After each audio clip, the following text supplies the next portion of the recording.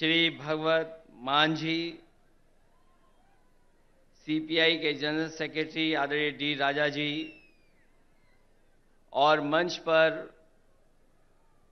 उपस्थित सभी BRS party के सभी वरिष्ठ नेता, यहां पर इस सभा में उपस्थित बीआरएस पार्टी के संगठन के सभी पदाधिकारी, मिनिस्टर्स, सांसद, विधायक, सभी नेता और बड़ी संख्या में, जहां तक मैं देख सकता हूं मुझे लोग ही लोग दिखाई दे रहे हैं, सरीसर दिखाई दे रहे हैं। मैं अगर बाईं तरफ देखता हूं, मुझे लोग ही लोग दिखाई दे रहे हैं, सरीसर दिख रहे हैं। दाईं तरफ देखता हूं तो सरीसर दिखाई दे रहे हैं। और मैं जब सामने देखता हूं, जहां तक देख सकता हूं वहां तक मुझे लोग दिखाई दे रहे हैं। मैं इस ऐतिहासिक धरती पर, खम्मम की ऐतिहासिक धरती पर, मैं आदरणीय केसीआर साहब का बहुत बहुत धन्यवाद और आभार प्रकट करता हूं कि यहां पर इतनी बड़ी संख्या में आपने बुला करके पूरे देश को एक संदेश देने का काम किया है। आज सुबह से लगातार हम लोग काम देख रहे हैं। मैं सामने जहां पर बिल्डिंग में हम लोग बैठे थे, ये इंटीग्रेटेड जो ऑफिस बनी है, कॉम्प्लेक्स बना है, एक ये उदाहरण है सरकारों के लिए कि एक जगह कैसे अधिकारी बैठ सकते हैं और जनता को तकलीफ और परेशानी नहीं होगी, एक ही जगह पर समस्या का समाधान हो जाएगा।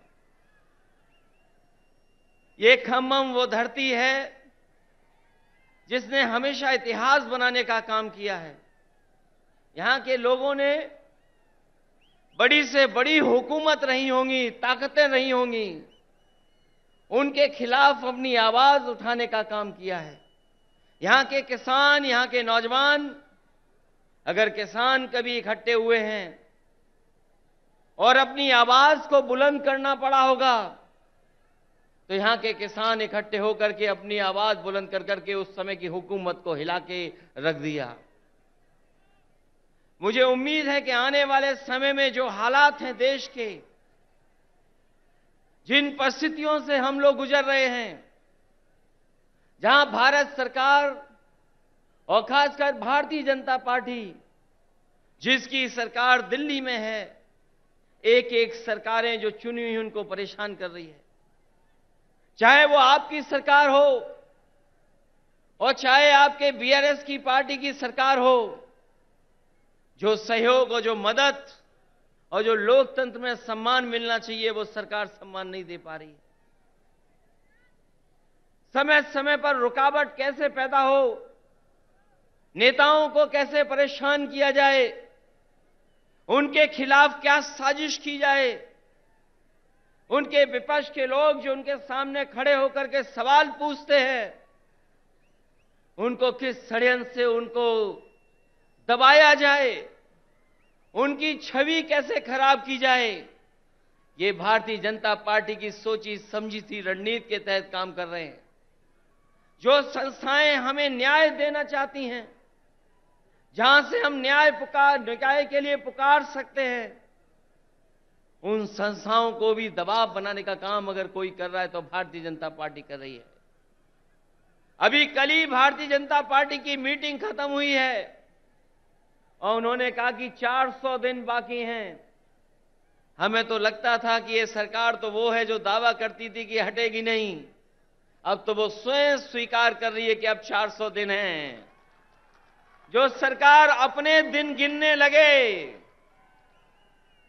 जो सरकार अपने दिन बताने लगे, समझ लो ये 400 दिन बाद सरकार रुकने वाली नहीं है। अब तो 399 दिन बचे हैं।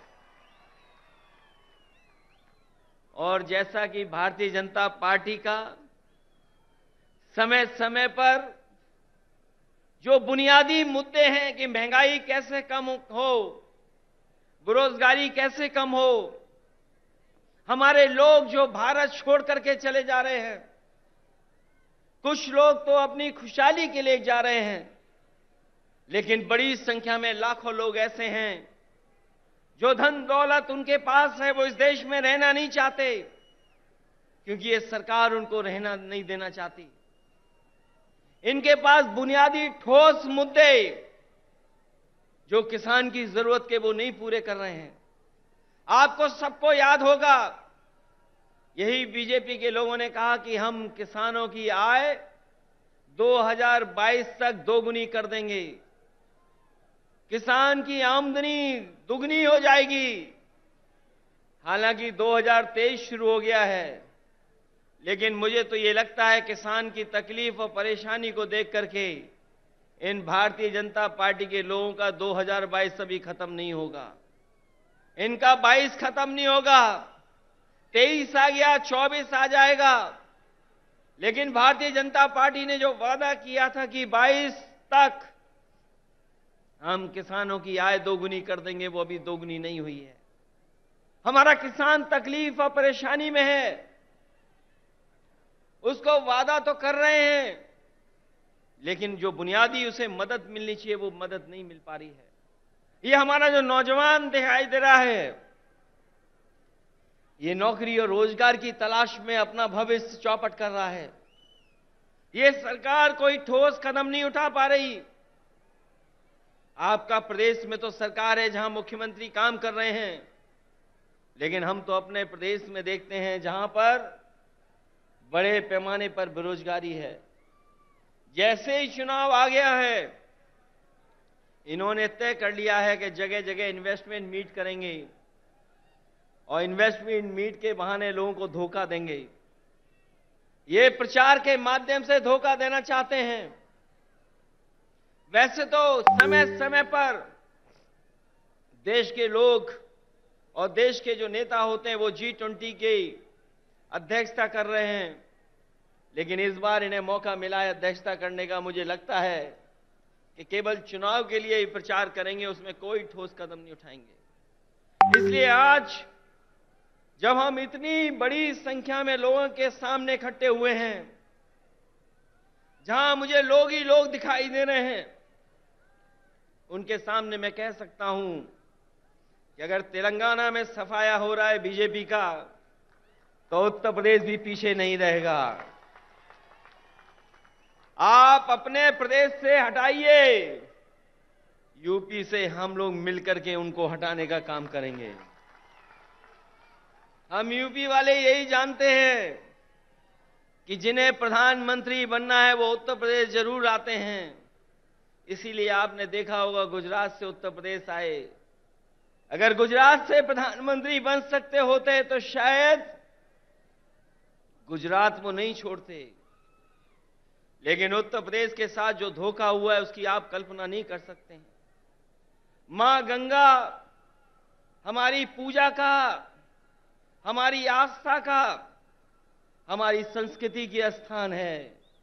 एक पानी का जहाज चला करके, विलासिता का जहाज चला करके न जाने क्या सपने दिखा रही है सरकार। और जिस मां गंगा को साफ हो जाना चाहिए था, मां गंगा वैसी की वैसी है, नदी साफ नहीं है, नदी को साफ नहीं कर पाए। मुझे खुशी है इस बात की कि जब मैं मुख्यमंत्री था उस समय आपके मुख्यमंत्री जी ने एक फैसला लिया था कि यहां पर किसानों के खेत तक और घरों में पानी पीने का कैसे इंतजाम किया जाए।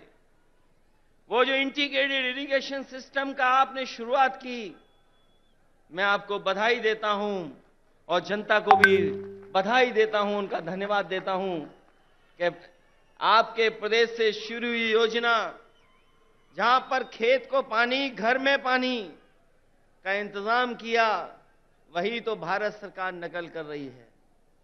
जो आज भारत सरकार नकल कर रही है वो कहीं ना कहीं आपकी देन है। जिस सरकार ने एक उदाहरण पेश किया हो, और न केवल इरिगेशन में और भी क्षेत्रों में, मैं ऐसे सरकार के लोगों को बधाई देता हूं और खासकर मुख्यमंत्री जी को बधाई देता हूं। जहां इतना विकास हो रहा हो, वहीं भारतीय जनता पार्टी के लोग देश को पीछे ले जाना चाहते हैं। उनके मुद्दे, उनके फैसले हमें और आपको पीछे ले जा रहे हैं। इसलिए आज जरूरत है प्रोग्रेसिव नेताओं की, प्रोग्रेसिव सरकारों की। और मुझे उम्मीद है कि जिस तरीके से भारतीय जनता पार्टी ने देश को पीछे कर दिया है हर चीज में, हम सब मिलकर के जो मंच पर बैठे हैं और प्रदेशों में भी हैं, जो साथ मिलकर के काम करेंगे तो देश को एक नई सरकार भी और नए तरह का एक प्रोग्रेसिव एजेंडा देकर के देश को आगे ले जाने का काम करेंगे। मैं एक बार फिर बधाई देता हूं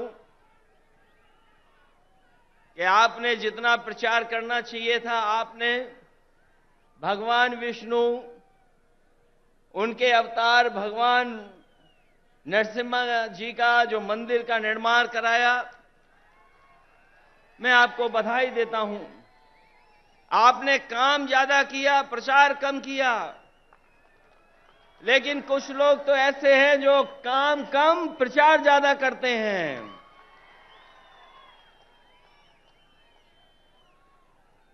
इसलिए जब अभी हम लोगों ने त्योहार भी मनाया है, हमारे यहां मकर संक्रांति का त्योहार तब मनाया जाता है जब सूर्य उत्तरायण हो जाता है।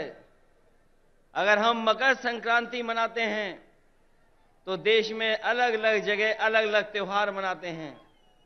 अगर सूर्य उत्तरायण हुआ है तो राजनीति दक्षिणायन चली गई है, और उत्तरायण से अगर कोई चीज शुरू हुई है और अगर दक्षिणायन राजनीति शुरू कर रहा है तो मुझे उम्मीद है कि आने वाले समय में बदलाव देश में आएगा और देश में एक नई सरकार होगी।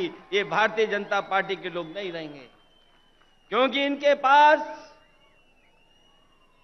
भ्रम और जाल फैलाने के अलावा कोई रास्ता नहीं है। ये समय समय पर भ्रम फैलाते हैं, समय समय पर जाल फेंकते हैं। ये भारतीय जनता पार्टी भ्रम जाल पार्टी है, इससे सावधान रहना। हम लोग तो सावधान कर ही रहे हैं, लेकिन आप लोग भी सावधान करना, जिससे देश में एक नया परिवर्तन आए। मैं इन्हीं शब्दों के साथ आप सबका बहुत बहुत स्वागत करता हूं, बधाई देता हूं। इस ऐतिहासिक धरती पर जो ऐतिहासिक जनसभा हुई है उसके लिए बहुत बहुत बधाई। और यहां पर जितने भी दूसरे दलों के नेता हैं, मैं उन सब का स्वागत करता हूं। और एक बार फिर आपके मुख्यमंत्री केसीआर राव साहब का बहुत बहुत स्वागत और बहुत बहुत धन्यवाद और बहुत बहुत बधाई। हम सबको यहां पर इकट्ठा करने के लिए और लाने के लिए बहुत बहुत धन्यवाद आपका।